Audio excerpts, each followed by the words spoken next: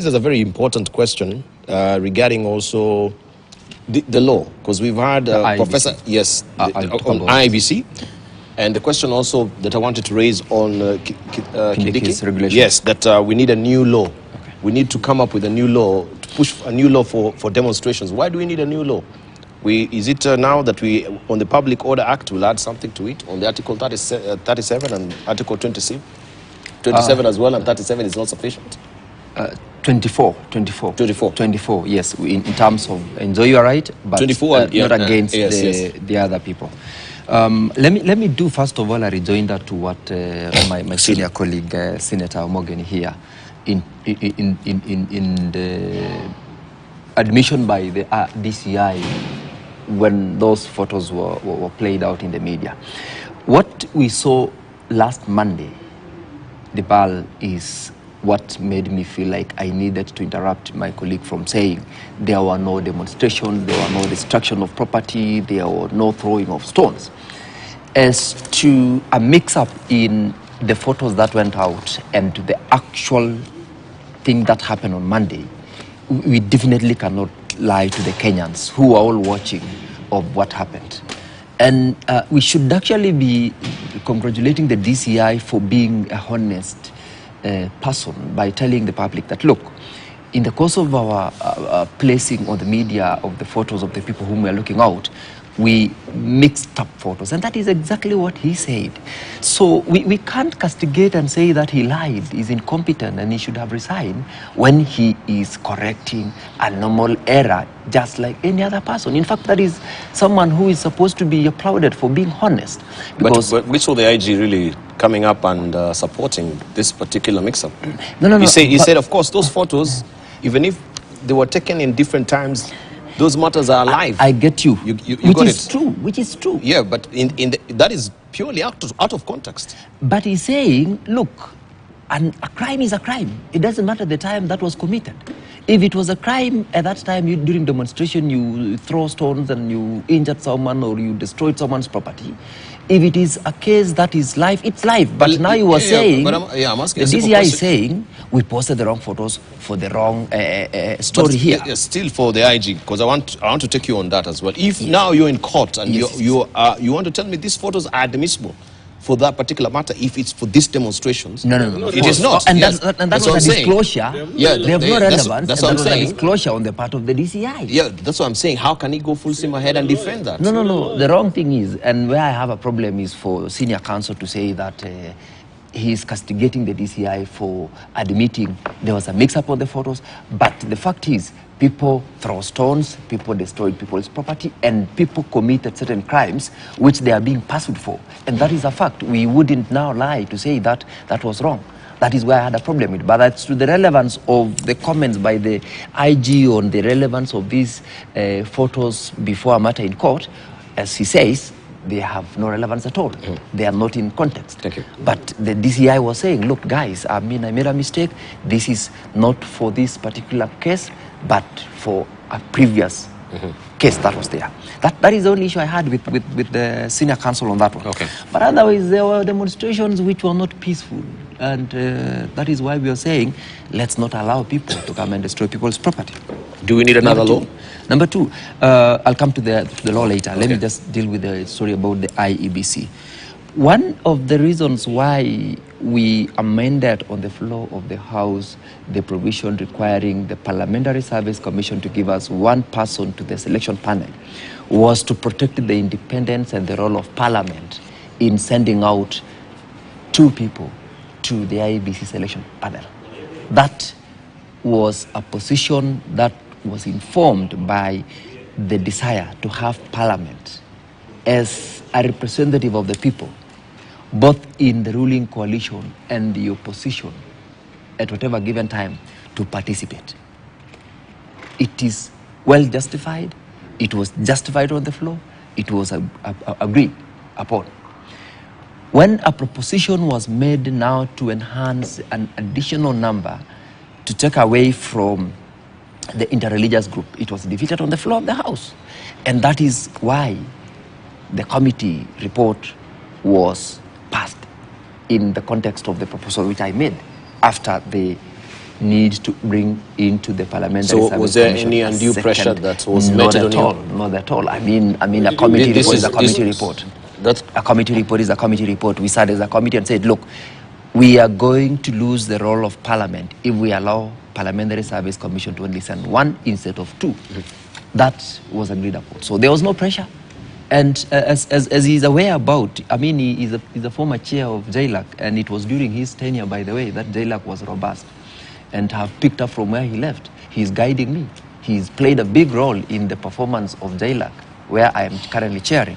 Why? Because he's a good lawyer. He's objective. Sometimes he only does it beyond when it's a political platform. The mischief comes in, but he's a very, very good lawyer. He's a very objective. I mean, he's guided me. I mean, I must appreciate the guidance that he's given me. So, I mean, he understands. Officers of Azimio comes to that is the problem. But not all the time also. But not all the time, because there are also times when he can actually... When we were fighting for Kongo Mogeni to be a commissioner in the IEBC, it was the Kenya Kwanza team and everyone in the house that was saying we want PSC. We all said we wanted an independent-minded, professionally sober, intellectually upright, and politically 60% neutral. That is him for you. And so when he says this one, I know he's saying it on the one with a pinch of salt because he knows what transpired in the house. Thank you. But then again, the biggest problem is now, why is it that the IEBC is becoming a problem all the time when somebody loses an election? Okay. That is the biggest, that's the elephant in the house. Yeah. I think now, on the issue the proposal by Professor Kithure Kindiki on the regulations, that he's saying that we want to bring forth regulations to the parliament. Remember, now it will be the role of parliament to approve it or not. The delegated legislation, we have a committee in parliament that does with the approval of such legislations. And he's saying we want to bring on board these regulations for purposes of one, having the leadership to any demonstration to take responsibility for whatever consequences of a demonstration. He's saying that this team that is leading a demonstration will have an obligation for a cleanup process after. If you end up, for example, destroying people's property, whose cost will that be? That is probably what we're looking at. But again, he's proposing that we need to also have some places. Remember earlier on, Okongo Mogeni said that the IG should even be able to draw the areas where these people can demonstrate, go to Uru Highway, Kenyatta Avenue, this point. Now, Professor Kindiki is saying that we are making this proposition to say there are certain areas that you probably don't need to go. Like if you want to demonstrate in a hospital environment, really, you can't be allowed to do that because you're making noise to patients and you're making it worse. Or if it's a protected area, like the State House, if you're picketing, let's picket in peace. When we are given the example of people walking to White House with Bush were a murderer, you know, there is a whole difference. In Parliament, almost every 2-3 weeks, we are getting people demonstrating. The other day, the LGBTQ team came into Parliament, and they demonstrated, and no one bothered with them. What we are trying to say is that even if these regulations will come before Parliament, the bottom line is, do we really have a society that would lead a demonstration that is peaceful and are beaten up? I'm very sure it will not happen. If a team that is demonstrating is a team that is peaceful, no one will. In fact, that is also what we want to do. We've done this before. We've done this before here in Kenya, in the previous parliament, in the previous government. There are some who've done it in the current government. So we are not saying that you should not demonstrate. Everybody has a right to do that. And that is what we've said. What I had earlier on said is that do it under Article 2037, but also give me that right also under 24D so that I also enjoy as you enjoy yours. Because we are equal. Thank you. The last comment, let me just say about off-the-cuff comments of the IG. I mean, there is no law that says you will be utafungwa milele. I mean, it's not there. So I believe that comment was one of those off the cuff. I mean, the way Raila would tell him, come for me, nikujie. I mean, who? It's the same thing. Only so, it's not a big deal. That's what I would say. Right. Yes, it's a big With the gravity of that matter, don't you think maybe it should be a structured speech, written speech, Of course, instead of that off the cuff? definitely is the case. Coming from IG. Yes. Yeah, so when you talk about Milele, when you talk about... Milele also in the context of... Sava kwa supermarket, ilikuwa pale, well, it's a bit of comic relief. You should tell us if the Sava was in the supermarket.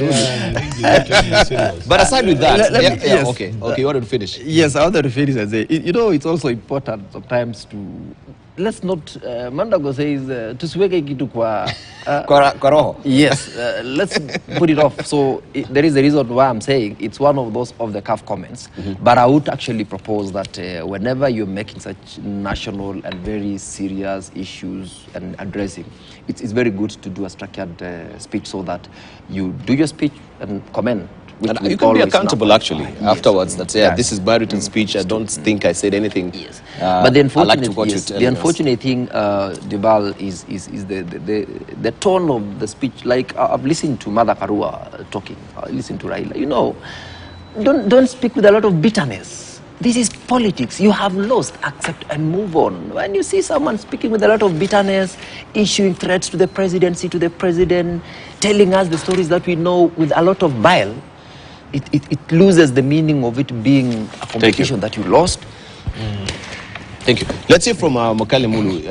I just wanted to have this particular editorial cartoon because I think 67% of the power tariff being raised right now and what is on the front page of the Business Daily, 2 billion shillings that we're talking about, this is bound also to take the gains that now we have from fertilizer, from all the good efforts that Kenya Kwanza has tried to put forward, because the cost of power is the cost of everything.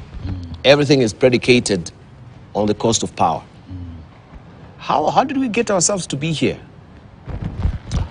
You know, Dibal, this issue of power is an issue actually which has been a problem in this country. And if you look at some of the investors who have left this country, one of the reasons they have given for leaving the country in terms of the regional investment environment is cost of power or cost of energy generally.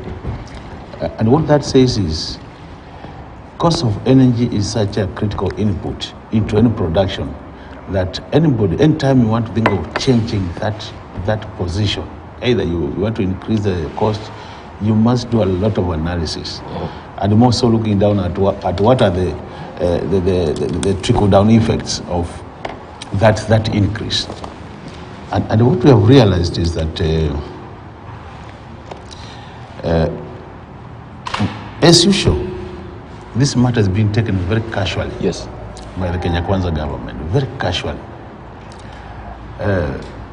Because of the committees we sit in Parliament, I'm sure my colleagues will agree, at times you have a lot of information, inside information, what is happening. And what is happening in Kenya, the problem is what we call the independent power producers. People who are producing